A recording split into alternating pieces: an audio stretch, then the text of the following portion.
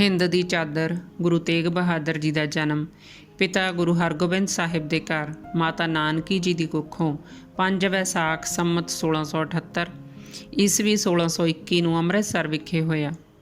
ਜਦੋਂ ਬਾਲਕ ਤੇਗ ਬਹਾਦਰ ਦਾ ਜਨਮ ਹੋਇਆ ਉਸ ਸਮੇਂ ਗੁਰੂ ਪਿਤਾ ਹਰਗੋਬਿੰਦ ਸਾਹਿਬ ਹਰਿਮੰਦਰ ਸਾਹਿਬ ਵਿਖੇ ਕੀਰਤਨ ਸਰਵਣ ਕਰ ਰਹੇ ਸਨ।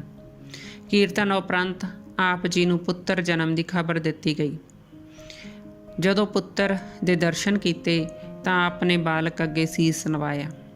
ਉਸ ਸਮੇਂ ਭਾਈ ਬਿਧੀ ਚੰਦ ਨੇ ਸੀਸ ਨਿਵਾਉਣ ਦਾ ਕਾਰਨ ਪੁੱਛਿਆ ਤਾਂ ਗੁਰੂ ਜੀ ਨੇ ਕਿਹਾ ਕਿ ਸਾਡਾ ਇਹ ਪੁੱਤਰ ਬੜਾ ਬਲੀ ਸੂਰਵੀਰ ਤੇਗ ਦਾ ਧਨੀ ਤੇ ਦੀਨ ਦੁਖੀ ਦੀ ਰੱਖਿਆ ਕਰਨ ਵਾਲਾ ਹੋਵੇਗਾ। ਅਸੀਂ ਇਸ ਦਾ ਨਾਮ ਤੇਗ ਬਹਾਦਰ ਰੱਖਦੇ ਹਾਂ। ਇਹ ਵੀ ਕਿਹਾ ਜਾਂਦਾ ਹੈ ਕਿ ਪਹਿਲਾਂ ਬਾਲਕ ਦਾ ਨਾਮ ਤਿਆਗਮੱਲ ਰੱਖਿਆ ਗਿਆ ਸੀ। ਤਲਵਾਰਬਾਜੀ ਦਾ ਹੁਨਰ ਦੇਖਣ ਤੋਂ ਬਾਅਦ ਉਹਨਾਂ ਦਾ ਨਾਮ ਤੇਗ ਬਹਾਦਰ ਰੱਖਿਆ ਗਿਆ।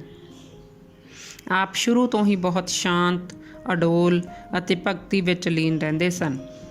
ਜਦੋਂ ਉਹਨਾਂ ਦੀ ਉਮਰ ਸਿਰਫ 5 ਸਾਲ ਦੀ ਹੀ ਸੀ ਉਹ ਸਮਾਧੀ ਵਿੱਚ ਇੰਨਾ ਲੀਨ ਹੋ ਜਾਂਦੇ ਸਨ ਕਿ ਉਹਨਾਂ ਨੂੰ ਕੋਈ ਸੁੱਧ ਬੁੱਧ ਨਾ ਰਹਿੰਦੀ।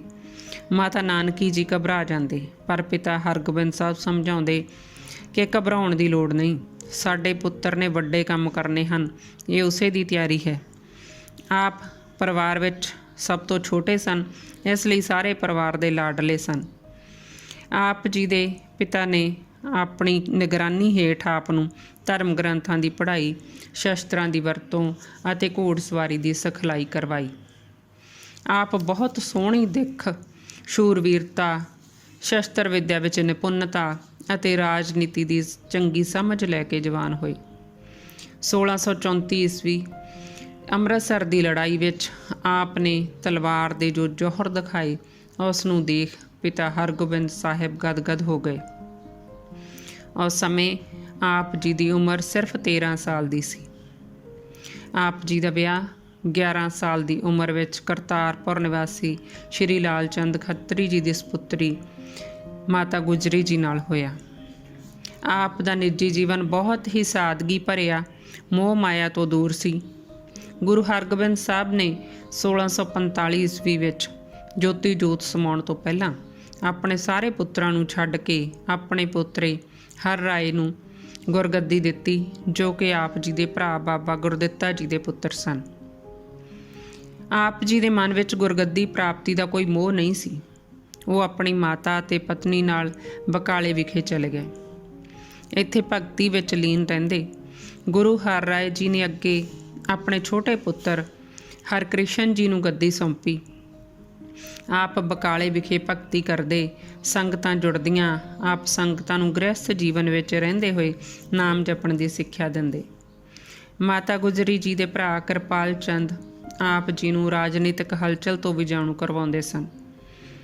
1664 ਈਸਵੀ ਵਿੱਚ ਗੁਰੂ ਹਰਕ੍ਰਿਸ਼ਨ ਜੀ 8 ਸਾਲ ਦੀ ਉਮਰ ਵਿੱਚ ਜੋਤੀ ਜੋਤ ਸਮਾ ਗਏ ਤੇ ਆਖਰੀ ਸਮੇਂ ਉਹਨਾਂ ਦੇ ਜੋ ਸ਼ਬਦ ਸਨ ਉਹ ਸਨ ਬਾਬਾ ਬਕਾਲਾ।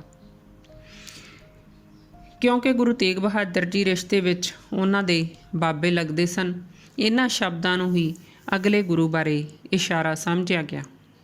ਭਾਵੇਂ ਇਸ਼ਾਰਾ ਸਪਸ਼ਟ ਸੀ ਪਰ ਸਪਸ਼ਟ ਰੂਪ ਦੇ ਵਿੱਚ ਗੁਰਗੱਦੀ ਦਾ ਐਲਾਨ ਨਹੀਂ ਸੀ ਹੋਇਆ।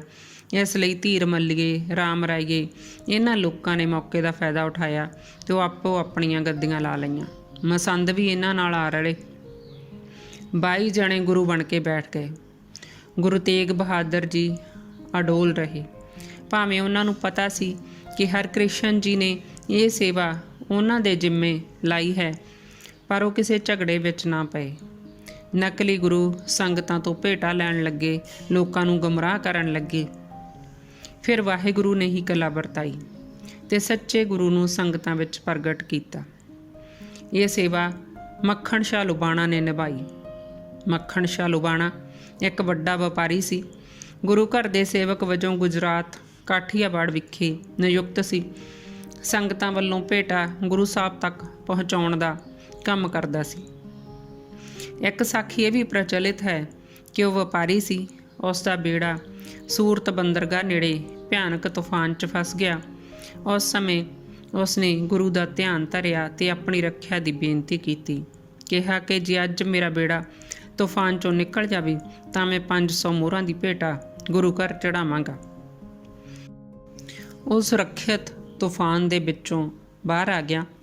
ਇਸ ਤੋਂ ਬਾਅਦ ਉਹ ਭੇਟਾ ਲੈ ਕੇ ਦਿੱਲੀ ਵੱਲ ਚੱਲਿਆ, ਜਿੱਥੇ ਜਾ ਕੇ ਉਸ ਨੂੰ ਪਤਾ ਲੱਗਿਆ ਕਿ ਗੁਰੂ ਹਰਕ੍ਰਿਸ਼ਨ ਜੀ ਜੋਤੀ ਜੋਤ ਸਮਾ ਗਏ ਹਨ। ਇਹ ਵੀ ਪਤਾ ਲੱਗਿਆ ਕਿ ਆਖਰੀ ਸਮੇਂ ਉਹਨਾਂ ਦਾ ਇਸ਼ਾਰਾ ਸੀ ਬਾਬਾ ਬਕਾਲਾ।